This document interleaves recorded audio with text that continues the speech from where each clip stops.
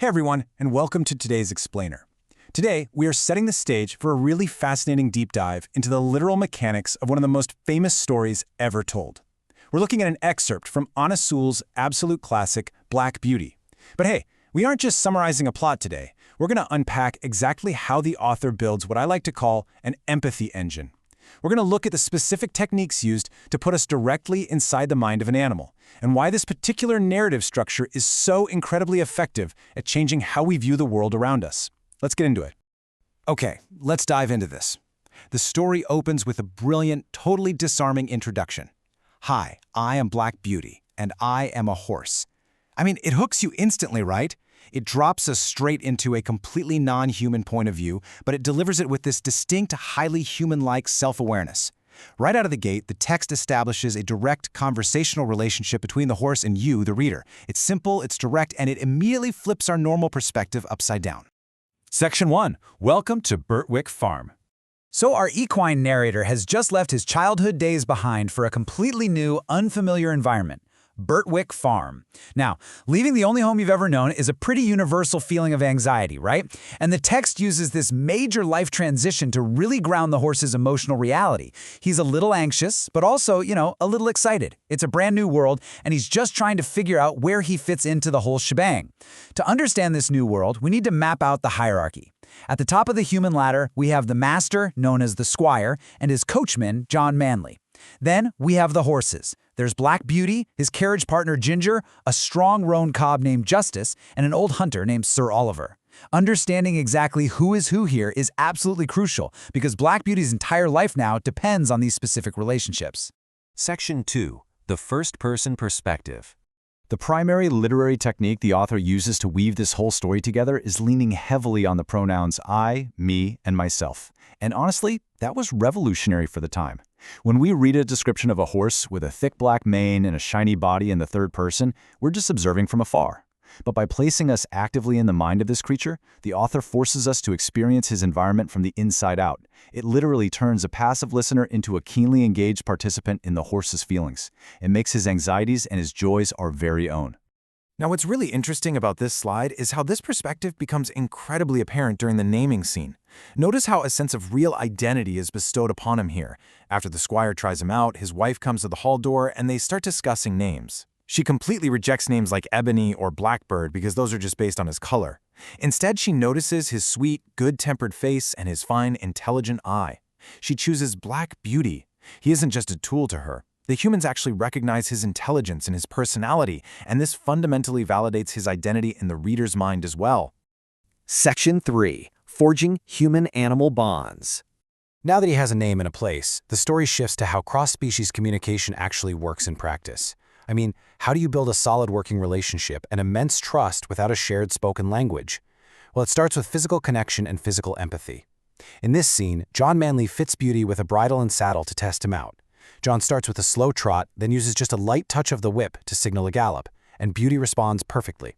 In fact, John reports back to the squire that the horse runs as smoothly as a deer and behaves wonderfully, needing only the slightest touch of the rein to control his movements. It's essentially a dance of subtle physical cues, and it indicates a deep, almost immediate mutual respect between them. And this trust extends to the other animals too.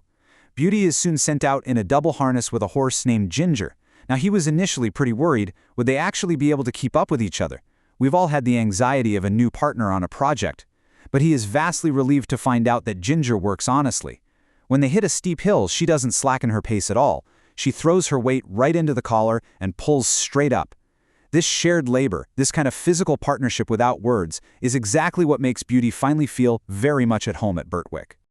And this brilliantly illustrates the depth of that nonverbal bond.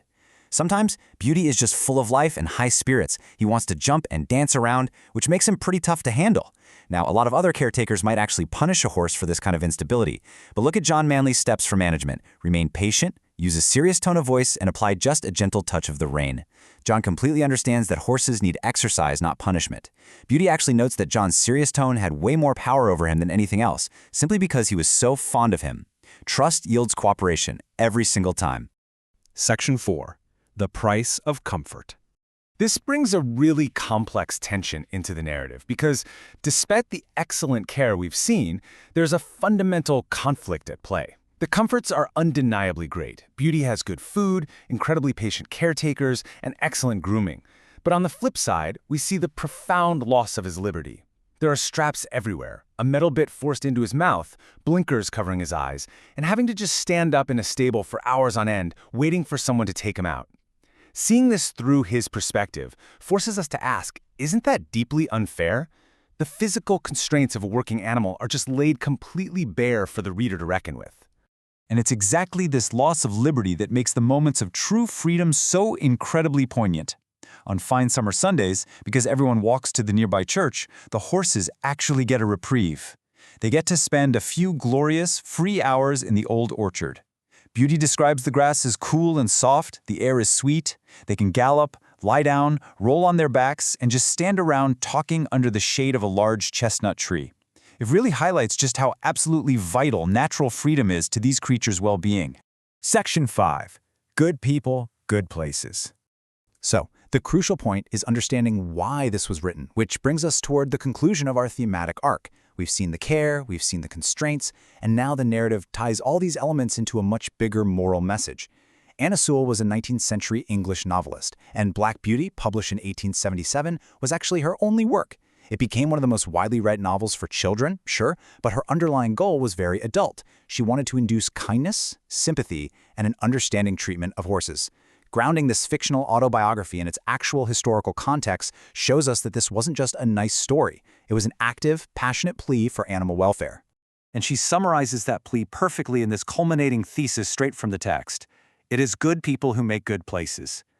Beauty reflects that his life at Birtwick Farm is this really complex mix of love, care, and a deep, persistent yearning for liberty.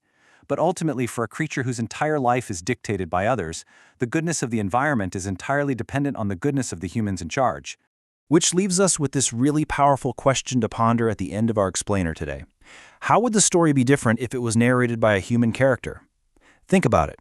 If John Manley or the Squire told us this tale, we might just see a simple story about a nice, useful horse. But by making the horse the narrator, Anna Sewell forces us to actually feel the bit in our teeth and the grass under our backs. It is a masterful, brilliant lesson in empathy. I highly encourage you to think about how shifting the perspective and the stories around you might just change how you see the world. Thanks so much for learning with me today, and I'll catch you next time.